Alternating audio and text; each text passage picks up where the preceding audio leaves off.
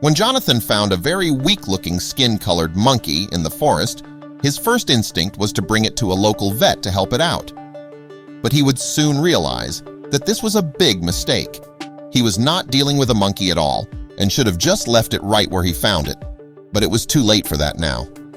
The reaction from the vet had made Jonathan even more sure about his suspicions. He had not rescued a monkey from the forest. This was something very different, and he was about to get the confirmation he was looking for. Jonathan's jaw dropped as the vet started explaining himself. All he had wanted to do was help this poor animal, but he should have just left it alone. But what kind of animal did Jonathan rescue from the forest? And why would it have been better if he had just left it there alone? Jonathan has been an animal lover for as long as he can remember. Today wouldn't be the first time he was on a rescue mission for an animal in need. While on one of Jonathan's walks through the woods outside of the city, he was sure he heard an animal crying for help. He paused in the woods, waiting to hear it again. It was only a few seconds until he heard the cry again. It was faint, but it was there, and most of all, it sounded like a puppy. But how did a puppy get way out here? Jonathan was determined to find the lost puppy. Listening to the cries and taking careful, soft steps, he made his way through the forest. He thought he'd lost the puppy at one point when the crying stopped. It was then that he spotted the little thing. There was a small bed of moss, and laying on top of it was a little white monkey, so young that its eyes hadn't fully opened yet. The monkey seemed fine except for being alone and probably scared. But was it a monkey? The more he looked at it, Jonathan wasn't sure. Making a makeshift carrier for the tiny animal out of the cover of his travel bag, he carefully put the puppy inside it.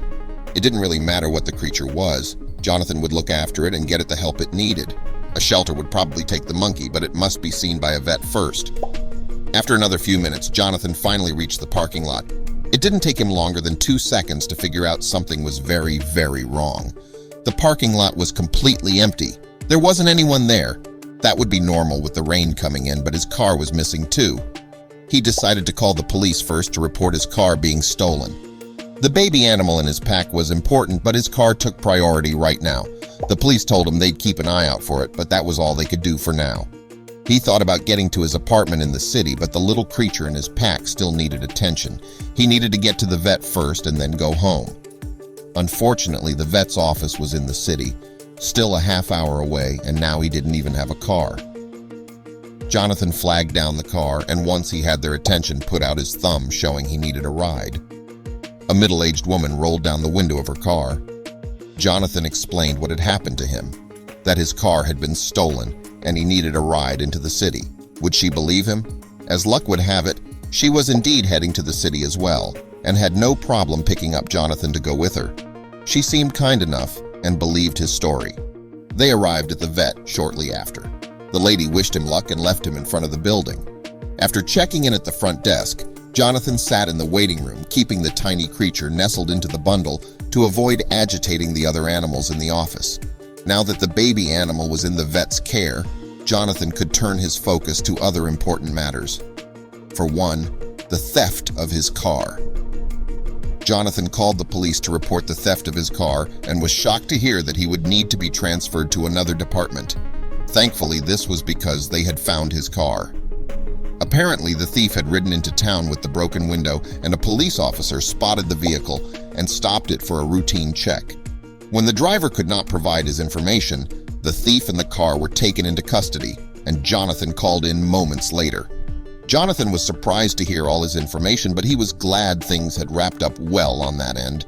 There were still a few steps he needed to take to have the car released to him, not to mention his insurance. But before he got a chance, he felt someone frantically tap his shoulder. It was the vet. Jonathan apologized to the cops and hung up. He was a bit confused by the intense look the doctor bore on his face, but soon his curiosity would be answered. "I know it's not your fault, but you made a big mistake bringing this animal in here." Jonathan felt his heart sink. It turns out the young animal was indeed in a grave situation, and there was nothing the doctor could do for it now that the illness had progressed. The doctor explained that the animal was infected with an incredibly contagious virus to smaller mammals. Not only was it very contagious, it was also a near-fatal infection when not caught on time, which was the case with the baby super glider Jonathan had found. Jonathan's eyes rounded in surprise before his brows peaked in interest. A super glider? The virus the super glider was infected with was well known to the vet, who had been studying it for the past few weeks.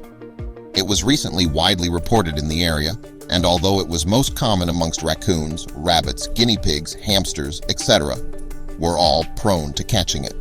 A few hours later, all the tests were done. The doctor returned and announced that all the animals had tested negative. Other good news came. They were going to treat the infected super glider. Then a few weeks later, he got a call. It was the vet.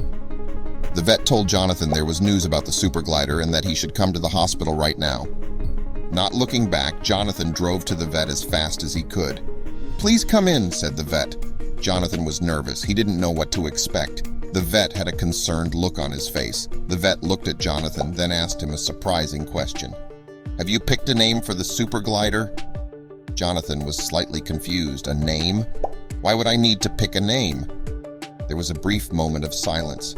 "Monkey. I would like to name him Monkey," Jonathan said. Shortly after, the door opened. The assistant walked into the room with the super glider. The doctor explained that the animal recovered from the virus and did really well, but it would never do well in the wild because it's still weak. "Will you take him home?" Jonathan was extremely happy that the animal did well. He breathed and said to the vet, "Yes, I would like to take him home." Monkey and Jonathan became best friends. They played a lot. Monkey became stronger and stronger, so Jonathan decided to take him outside to play. The next day, Jonathan returned to the tree, hoping to get a sign of Monkey. Again, a few hours passed, and he couldn't find the super glider. Jonathan again decided to head back home, but then something incredible happened. Out of nowhere, a super glider jumped out of the tree and flew around. He circled around Jonathan and eventually landed on his shoulder. He stayed on his shoulder to cuddle with Jonathan. Jonathan knew it was Monkey. They headed back home. But Jonathan felt something wasn't right. Did Monkey want to return home? Jonathan wondered if Monkey wasn't better off in the wild. The next morning, Jonathan brought Monkey to the nearest tree in his backyard. He said goodbye to Monkey while he climbed up the tree. After a few minutes, he was gone. Jonathan knew he had made the right decision. That evening, Jonathan decided to take a walk in the forest. Jonathan always walked through the forest on Thursday evenings, but this time he hoped he would spot his friend Monkey. Unfortunately, he didn't spot the super glider. Jonathan walked home hoping he would spot his friend on the way back. Then out of nowhere, he spotted something in his garden. It was Monkey, but after taking a closer look, he saw another creature. It was another super glider. It looked like they were waiting for Jonathan to take care of them. Jonathan opened his door, and they immediately ran inside. Jonathan was overjoyed, but also a bit concerned because the other super glider might have the virus that Monkey also had. Jonathan decided to go back to the vet the next day. Jonathan waited in the waiting room with Monkey, hoping his new friend didn't have the virus. The vet called Jonathan back into his office. He had good news. The super glider didn't have a virus, but after closer examination, the vet did notice many similarities with Monkey. That led him believe they were brother and sister. Monkey returned to the forest to help his sister. The vet asked Jonathan if he wanted to take care of both animals. Without hesitation, Jonathan said yes and brought both animals back home. They grew up very happy and healthy. Jonathan had 2 new friends to play with together with all his other animals.